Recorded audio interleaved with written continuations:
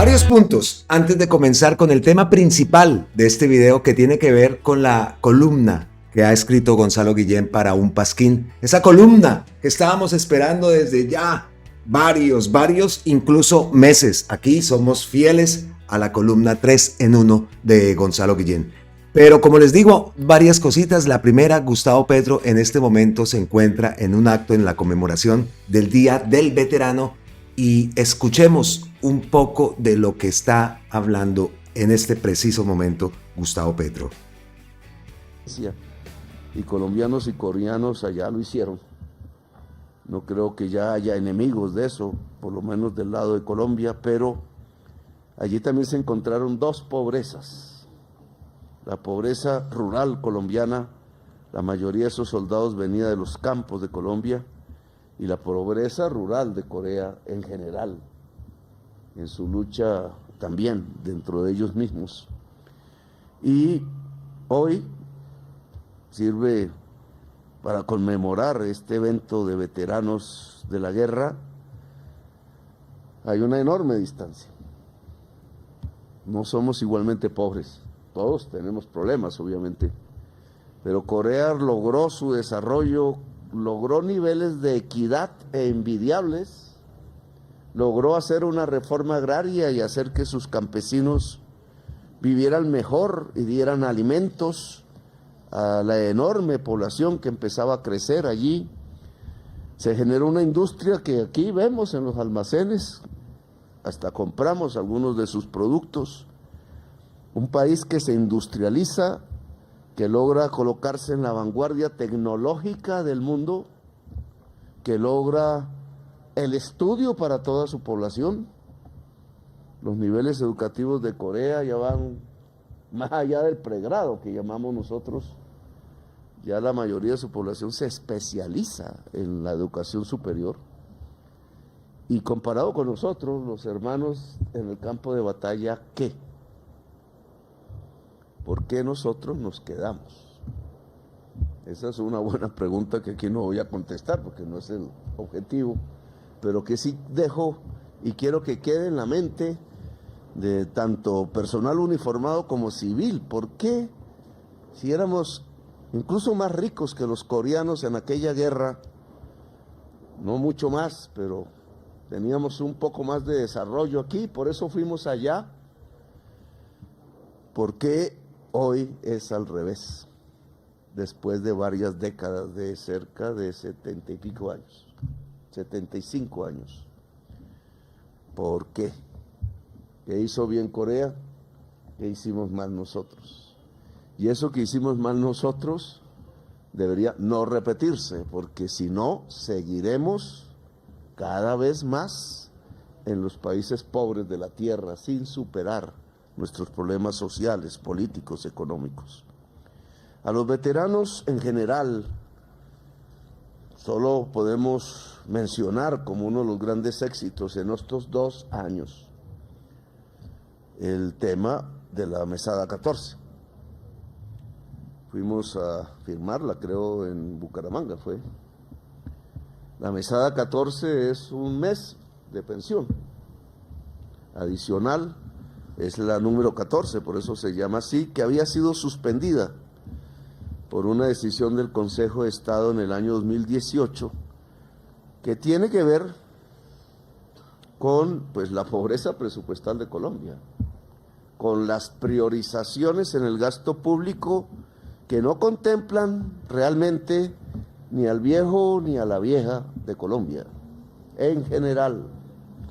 Por eso tenemos 3 millones todavía ahí en las calles de las ciudades, incluso con estos fríos, vendiendo bonais y paletas y tratando de sobrevivir con lo que venden como vendedores ambulantes. Y creemos que es normal, que es lo peor, que nuestros padres pueden estar abandonados en una calle sin que los cuidemos, porque ellos son nuestros padres colectivos. Claro que cada uno de nosotros tiene un padre, una madre, la mayoría, conocidos. Pero es que hay los padres y las madres de Colombia. Y la mayoría de lo que llamamos la tercera edad de lo que llamamos vejez o como queramos denominar padre son mujeres. Los hombres nos desgastamos y nos morimos antes. Entonces la mayoría de las personas que andan en las calles viejas son mujeres, son nuestras madres colectivas. Nacieron en los mismos pueblos donde nosotros nacimos, en los mismos barrios quizás donde nosotros nacimos. Bueno, vamos a dejarlo ahí porque ya sabemos que nos encanta escuchar a Gustavo Petro y nos dan aquí las tantas, ¿no?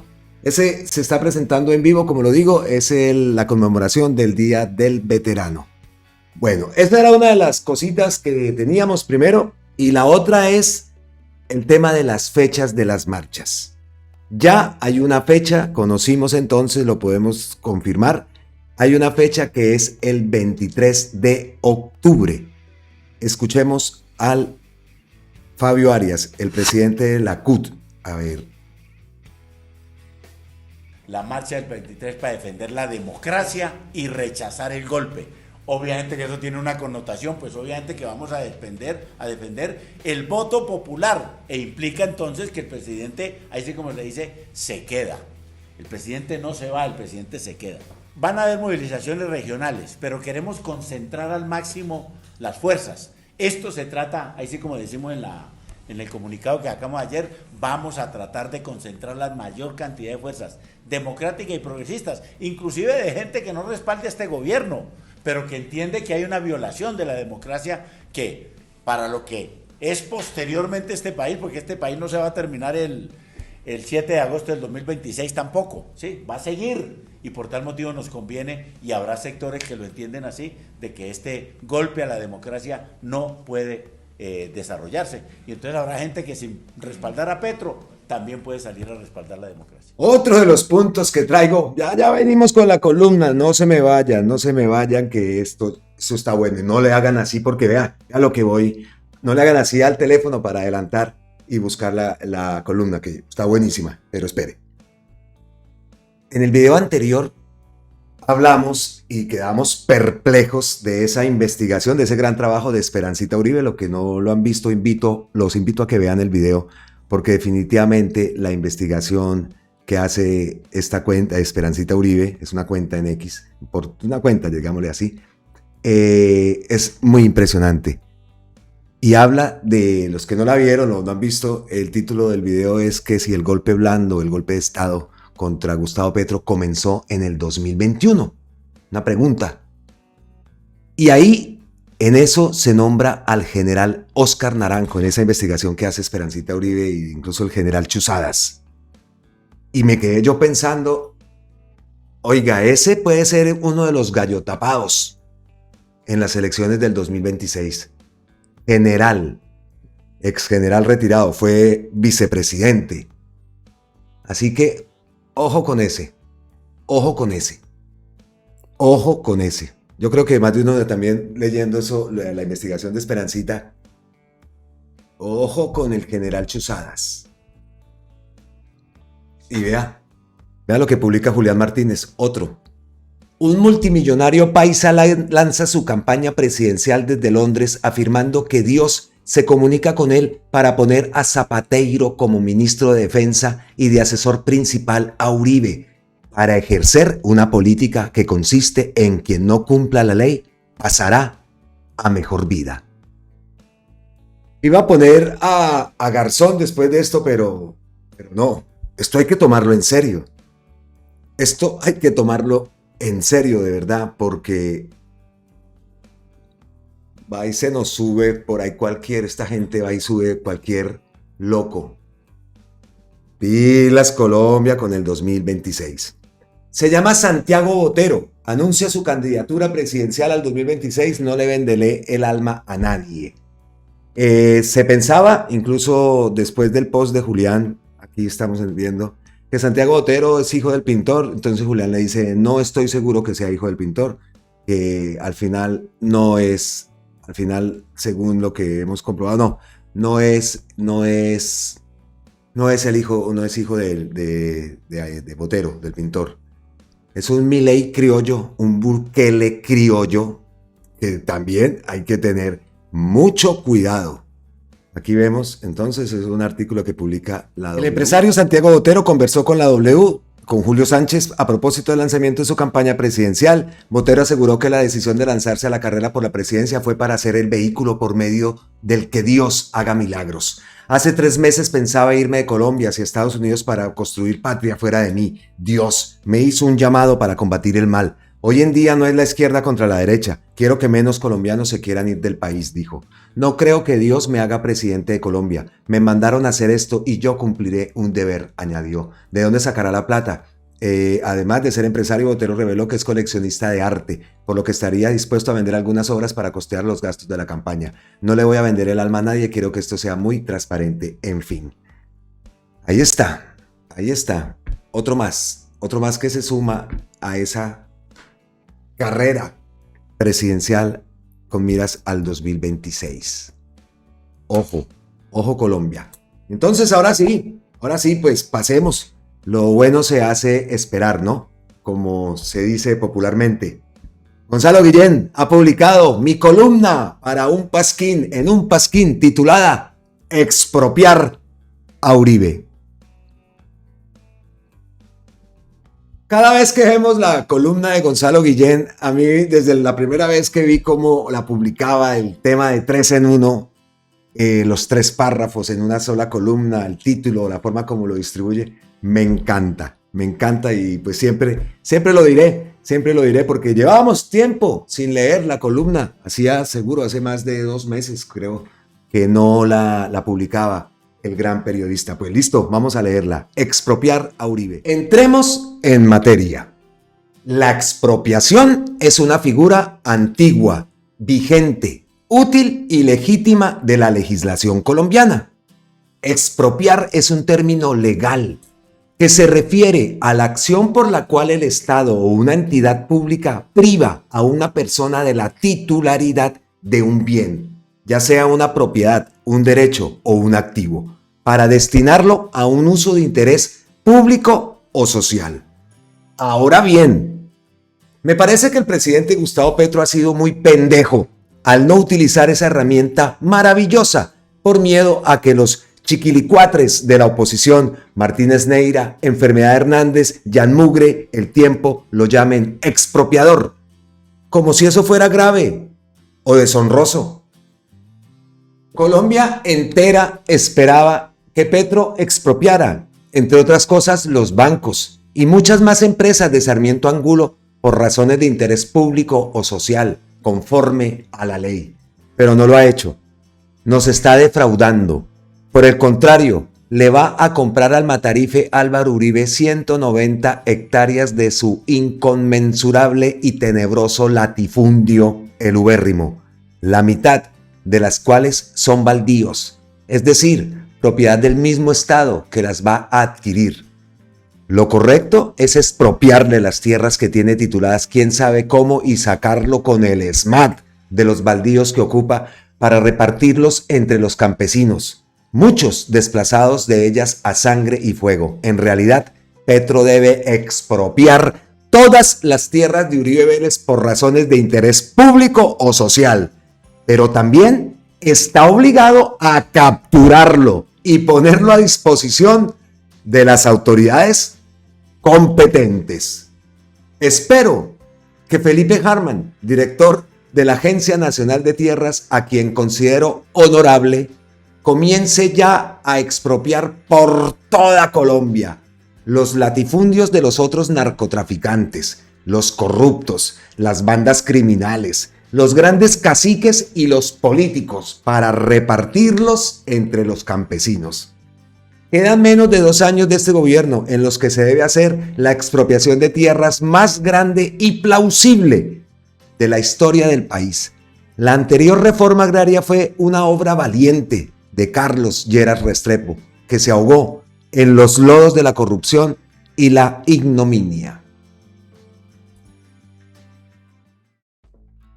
Muy fiel a su estilo, Gonzalo Guillén, pero lo que dice es totalmente cierto. Ese tema del ubérrimo, pues seguramente muchos hemos pensado también por ese lado, ¿no? ¿Cómo así que se le va a comprar a ese las tierras que en realidad, cómo las adquirieron, cómo las obtuvieron, ¿no?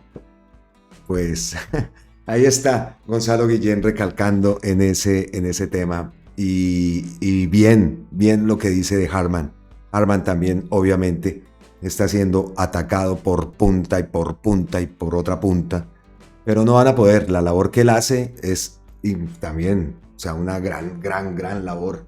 Incluso hasta los videos que están colgando a través de la Agencia Nacional de Tierras también, unos videos muy bien hechos, muy sentidos y que envían ese mensaje de lo que en realidad es esa reforma agraria en Colombia. Así que también nos unimos a ese reconocimiento que hace Gonzalo Guillén y nosotros también pues al equipo de comunicación de Harman Felipe de la Agencia Nacional de Tierras con esos videos tan maravillosos, testimonios, sobre todo reales, nada editados, nada ficciones, no, testimonios reales de la gente que está viendo y viviendo eso que ha ocurrido y que antes tuvieron que salir huyendo de esas mismas tierras.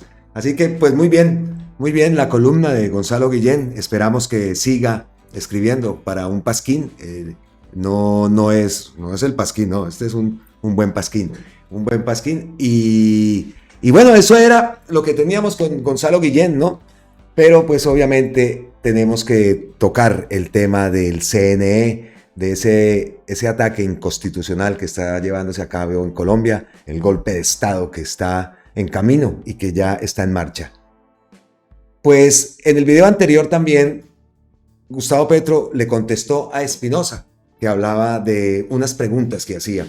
Entonces lo que vamos a hacer es retomar las preguntas que estaba haciendo Espinosa, porque cuando grabamos el video anterior solamente contestó 2 preguntas, Gustavo Petro. Pues ha contestado el resto de preguntas antes de ir a ese acto que lo acabamos de ver, que vimos en el principio del video. Entonces, las preguntas de Espinosa son: el debate sobre la competencia del CNE Colombia es importante, pero leer la resolución del pliego de cargos a campaña de Gustavo Petro también. Destaco 3 cosas del documento. Primero, el giro de FECODE por 500 millones reportado por La Silla Vacía se usó para pagar gastos de la campaña. El presidente Petro dice que esa plata fue para la Colombia humana. La ponencia reconoce eso, pero dice que se usó para pagarle a Ingenial Media, la empresa de la estrategia de datos electorales de la campaña Petro Presidente. Dice: se destinaron por parte del movimiento político Colombia Humana para asumir gastos propios de la campaña presidencial de la coalición Pacto Histórico. Aparte dice: segundo, el préstamo del Polo Democrático por los 500 millones fue borrado de las cuentas finales de campaña. ¿Por qué? Porque si no, dice la ponencia, se volaban los topes. El Fondo Nacional de Financiación de Partidos y Campañas le dijo a la campaña que faltaba el registro de un pago a Caracol Televisión por 367 millones. Para poder registrar ese pago sin violarse los topes, la campaña borró el crédito del Polo Democrático. Esa es la otra pregunta, tercera pregunta que hace. El documento, 339 páginas, dice que el valor real de los servicios aéreos de la campaña fue el inicialmente facturado. Es decir, el de la primera factura por 4.014 millones que luego anularon. Según el CNE, la presunta omisión del reporte de gastos por parte de la campaña de primera vuelta presidencial en las horas de vuelo fue de 1.249 millones de pesos y en segunda vuelta de 962 millones. La defensa del presidente Gustavo Petro tiene ahora la posibilidad de pedir pruebas, analizarlas y controvertirlas. Eso fue lo que posteó Espinosa. Pues, como lo dijimos, Gustavo Petro ha contestado y vamos a tocarlo el tema. Aquí está. Es importante que después de mi alocución ya la prensa entre a desentrañar punto por punto los cuestionamientos. Nos permite aclararlos bien y demostrar la perfidia y falta de transparencia de la ponencia. Como lo digo, este tema lo tocamos en el video anterior, pero pues para las personas que no vieron el video y entrar como en contexto, por eso estoy repitiendo estas preguntas, porque aparte también anexó estas respuestas, anexó también otras respuestas que faltaban cuando estaba grabando o cuando terminé de grabar el video.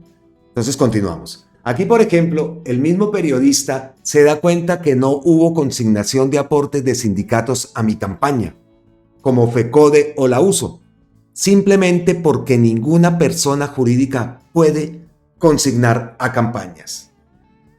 Pero dice que aún siendo consignado a Colombia Humana, que es un partido y no mi campaña, tal como sucedió con el Centro Democrático, la ponencia dice que Colombia Humana consignó el dinero a pagos de gastos de mi campaña. Y ahí está la trampa que no devela el periodista.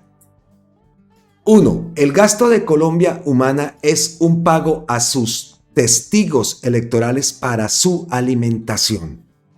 Segundo, todo movimiento político de derecha o izquierda puede exponer testigos electorales para cuidar el resultado electoral. Yo mismo fui muchas veces testigo sin cobrar nada. Ese es un derecho ciudadano.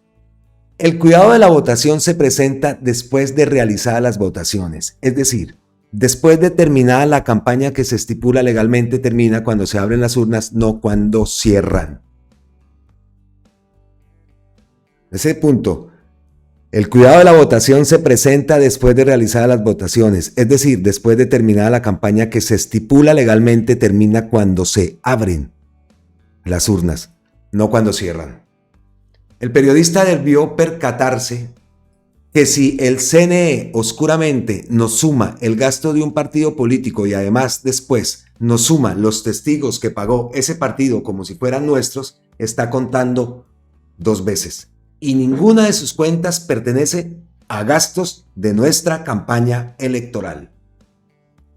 Aparte, Gustavo Petro, entonces, aquí habla del tema del avión, que lo hemos escuchado también por varias alocuciones, esas alocuciones que él hace cuando sale del palacio. Esta es la mayor parte de la plata que dice el CNE que sobrepasó los topes de la campaña. Las facturas de la empresa de aviación SADI. Noten aquí que para nada aparece que nos haya financiado la oscura empresa de monedas virtuales Dilacop, que durante un año, la prensa nos asignó ensuciando falsamente nuestra imagen. Ese daño quedó hecho. Pero en relación a la acusación concreta, el CNE pone la facturación por más de 4.000 millones y no descuenta sabiéndolo las facturas anuladas que como ordena la ley fueron anotadas en tiempo real en la DIAN para su descuento. Esta acción de esconder en la ponencia lo que la defensa avisó y entregó con pruebas es muestra de la felonia delictiva de los ponentes. El periodista debió hacer la misma investigación y corroborar que los ponentes del CNE están sumando facturas anuladas y sabedores de la anulación las hacen pasar por facturas vigentes. Aquí se cae la argumentación de la mayor parte del dinero sumado como sobretope. De esto ha hablado por activa y por pasiva Gustavo Petro, el tema del avión. El tema del avión, el tema de la foto de cuando estaba Gustavo Petro y Benedetti que están durmiendo en ese avión. De eso lo ha explicado y lo ha hablado. Según leemos en el post, la defensa de Gustavo Petro ya había mostrado cómo era la realidad y aún así siguieron adelante. Pues vamos a ver qué ocurre con estos magistrados. Que no nos quede, que no nos pase, ¿no? Como acá venimos diciendo, aunque tiempo al tiempo, que decimos, no, es que ese tiempo que Barbosa y que Mancera alargaron su estancia en la fiscalía, están dejando rastros, están borrando obviamente, pero también algún rastro dejarán de pruebas para que en un futuro no muy lejano, lo decíamos, que hace rato debió haber llamado a la fiscalía a Barbosa, pero para que se acumularan esas pruebas para poderlos juzgar, para tener bastante material probatorio, ¿no? Eso mismo podemos decir ahora con este caso del CNE. En la fiscalía pues todavía estamos esperando, vamos a ver qué ocurre. Pero en este caso del CNE que ha tomado tanta relevancia y que por consiguiente tiene que haber alguna actuación, por todos los delitos que han cometido estos magistrados, que ya lo han dicho expertos, incluso la ministra de Justicia. Hablan del prevaricato. Entonces, vuelvo a decirlo y vuelvo a repetirlo. Se les va a estallar este tema en la cara. Ve, aquí está Ángela María Buitrago. El prevaricato es un delito. Por todo lado. A su vez, la ministra de Justicia aseguró que es la Fiscalía el órgano que debe calificar el delito. Y no solamente de la ministra de Justicia, lo hemos leído de Roma Rosa, de varios abogados, de Reinaldo Villalba, Miguel Ángel del Río, que coinciden y van por esa línea. Y otra de las ñapas importantes que tenemos es esta: el DAPRE y la JEP marcan la hoja de ruta para la ejecución de recursos destinados al cumplimiento del acuerdo de paz. La directora del Departamento Administrativo de la Presidencia DAPRE, Laura Sarabia, y el presidente de la Jurisdicción Especial para la Paz, Roberto Vidal, sostuvieron una reunión clave para definir la hoja de ruta que guiará la ejecución de los recursos destinados por el Gobierno Nacional para el cumplimiento del acuerdo de paz del 2016. El encuentro, que también contó con la participación del Fondo Colombia Paz, resultó en la creación de mesas técnicas que definirán las entidades ejecutoras de administrar los recursos iniciales de 100.000 millones. Estos fondos estarán orientados a cumplir con las órdenes judiciales emitidas por la JEP, así como a facilitar las reparaciones tempranas a través de la Unidad de Investigación y Acusación UIA. La reunión marca un avance significativo en la implementación de los compromisos adquiridos por el gobierno del presidente Gustavo Petro en el marco del acuerdo de paz, especialmente en lo que respecta a garantizar el apoyo financiero necesario para cumplir con las responsabilidades judiciales y de reparación que corresponden a la JEP. El magistrado Roberto Vidal también destacó la importancia de esta hoja de ruta, afirmando que acabamos de terminar una mesa de trabajo con la directora del DAPRE y el coordinador del Fondo Colombia en Paz, en la que junto con la JEP hemos convenido una hoja de ruta que en primer lugar confirma y asegura la disponibilidad permanente de los recursos para sustentar el cumplimiento de las decisiones judiciales de la jurisdicción. Por otra parte, se seguirá un procedimiento para establecer cuál será la entidad del gobierno encargada